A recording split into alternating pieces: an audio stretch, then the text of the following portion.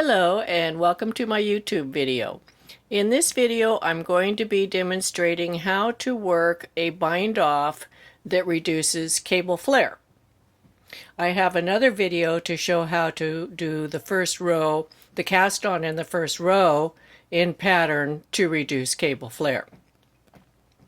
So a little bit about cable flare. Cable flare, this is two little cables, one turning to the right, one turning to the left.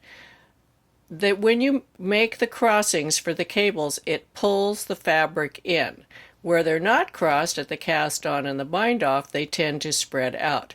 This is the cable flare. The cable itself does not flare, but the fabric after and before will flare, and there are ways to compensate for this so that you can have a uniform fabric, such as this, where it stays the same width from top to bottom. And this is especially important, for example, if you're working around the neck of a sweater on the back neck, and this is where you're going to pick up stitches, and this is where it's going to stretch across the back of the sweater. This has been reduced to compensate for the cable flare. It will still stretch, but it doesn't stretch like this. So you'll often see, in fact I challenge you to look at the backs of sweaters, go on Ravelry and look at the back of cabled sweaters up by the neck and see what the neck looks like. See if they don't look like they're all stretched out of shape like this. I actually prefer it to look like this. It needs a little give, but it should hold its position. So this is a swatch that's the same as this one, except that I use the compensation method for casting on in the first row, and I'm going to demonstrate right now how to do the compensation method for the bind off. So I'm ready to do the bind off, and it also happens to be the row where if I weren't binding off, I would be doing my cable crossings. So I'm going to enlarge this so you can get up close and personal with me here. Okay, so here we are up close and personal. I have my 4 cable stitches. This is a 2 over 2 right cross, so we have 1, 2, 3, 4. And if I were going to cross this cable, these 2 stitches would come in front of and go over into this position right here. But because I'm going to bind them off, I'm going to do it a little bit differently. What I want to do is I want to move stitch 3 over in between stitch 1 and 2. And that moves stitch 2 over to between 3 and 4. So let me show you how I do that. I'm going to work to that position. This is really easy. It looks difficult, but when you try it yourself, and I would knit a little swatch like this and try it. That's the best way to learn. You can use a cable needle, or I do it like just using my knitting needles to move the stitches. So I'm going to move stitch 1 over to the right needle out of the way. Now I want to get stitch 3 and move it in front of stitch 2. So I'm going to put my right needle into the front leg of stitch 3, and I'm using my fingers down, I'm pinching the stitches down below. I move the left needle out of stitch 2 and 3 and put it back in stitch 2.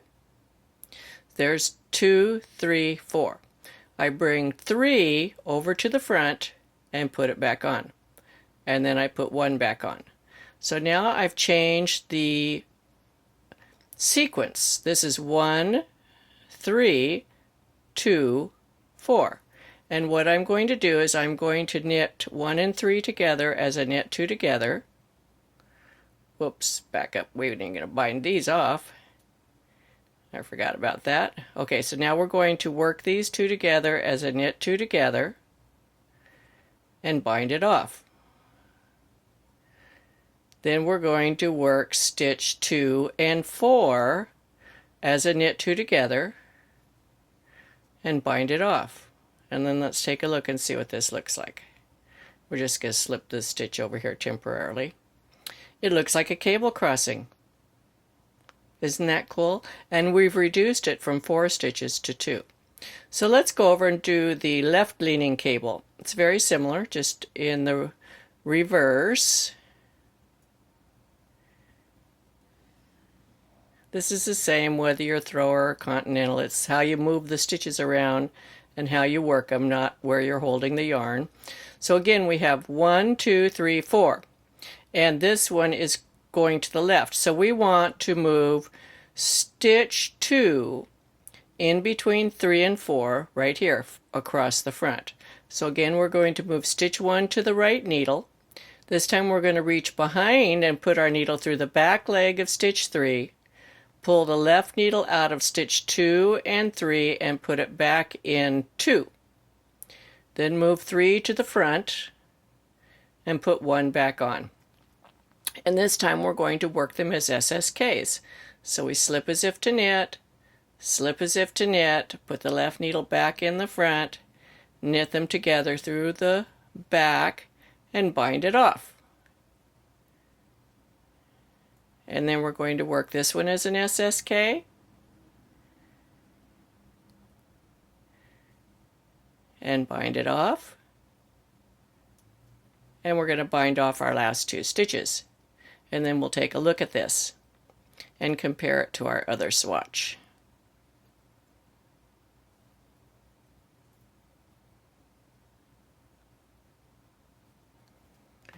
Okay, let's just pull that tail out there.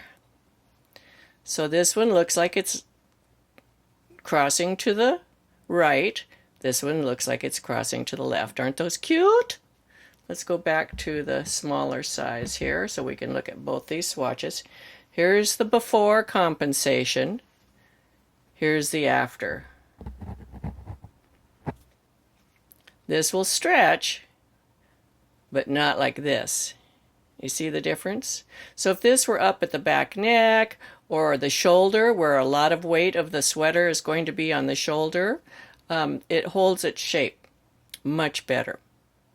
I also have other videos on crossing cables without cable needles and other cable videos. I'm going to give links to all these things down in the description of this video. So if you look down here below the video, there'll be some links to other videos. And I also have a group on Ravelry called Knitting with Suzanne Bryan, and a group on Facebook called Knitting with Suzanne Bryan. I would love it if you would join me in either of those groups. We talk about technical aspects of knitting, and they're full of a bunch of happy people. There's no complaining. We enjoy ourselves and we love our knitting. I would love it if you join us. Take care and happy knitting.